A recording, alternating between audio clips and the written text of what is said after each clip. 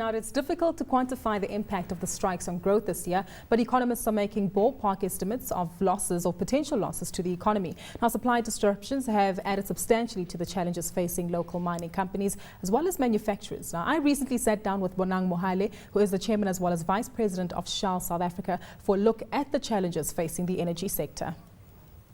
Surely it must concern all of us that we now have 5 seasons in South Africa, a year every year.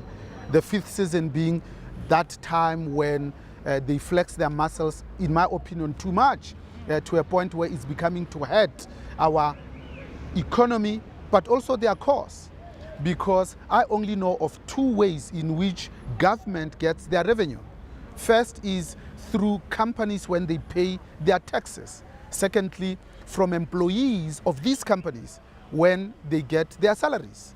I don't know of any other means. So it behooves us as a South African that we should have a close, personal, intimate relationship between business on the one hand and indeed government on the other, underpinned by a very progressive understanding labor that is so progressive that sometimes they proactively go to management and say, because these are tough times and we can see that we are not internationally competitive and somebody is stealing our lunch, we are proposing a 0 salary increase for this year. That will show that really we are progressive. Because imagine for a moment, in the last 10 years, the Johannesburg Securities Exchange has grown by a whopping 76%.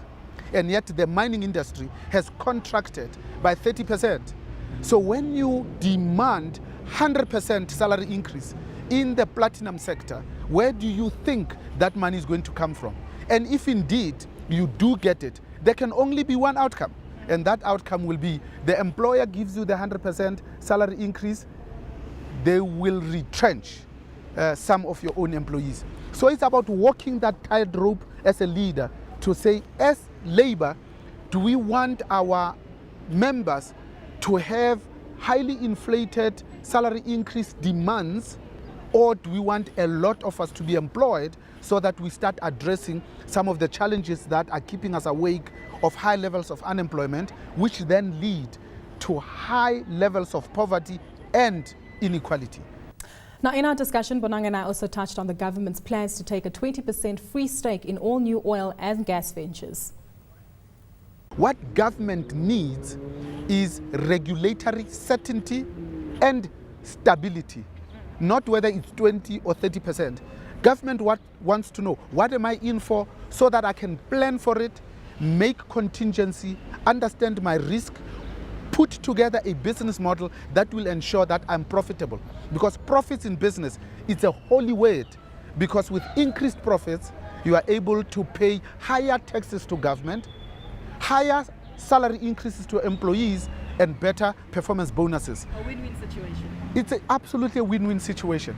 So for me, as long as there is regulatory certainty, as well as there is stability, especially microeconomic stability, because our macroeconomics are absolutely world-class. Our financial institutions are in the top 10. But in terms of labor flexibility, we are in the bottom ranks, probably 137 out of 147 countries. So we still have a lot of work to do. So as Shell, also we want these things to be in place. But we are also cognizant of the fact that it cannot be that we post record profits when the communities in which we operate are languishing in the self-perpetuating vicious cycle of abject poverty. It cannot be. And Shell has a very demonstrable track record.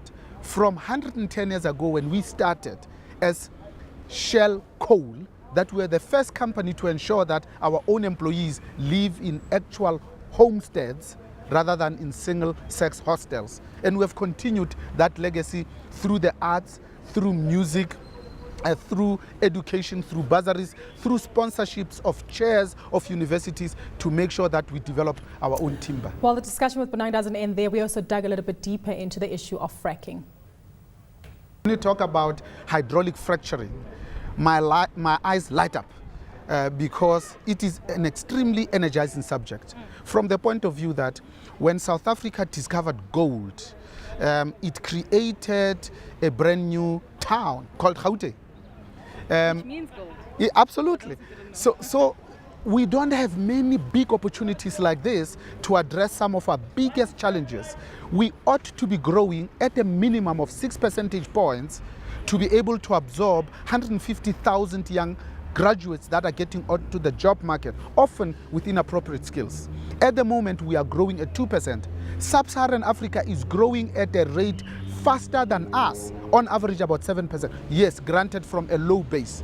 But I think for our own internal challenges, if we don't arrest this pedestrian GDP growth, we are going to be in trouble.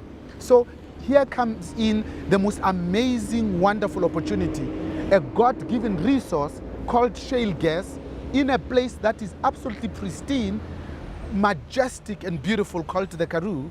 And the International Energy Agency estimates that there's about 485 trillion cubic feet of gas. We revise it downwards to 390 TCFs of gas. It still makes us the 5th largest gas reserves in the world. Therefore, we commissioned a study, 5 studies, but I'll talk about one, through econometrics, a highly respected, independent private consultancy to do some financial modeling based on this phenomenon in North America and how really North America has become self-sufficient. And here's what really turns me on. They say if we bring only 5% of this shale gas to production, which is only 20 out of a potential 500 TCFs, we will create 300,000 sustainable jobs. We will add 80 billion South African rands into the fiscus. We will grow the economy of this country, GDP growth I'm talking about, by about 3.3%.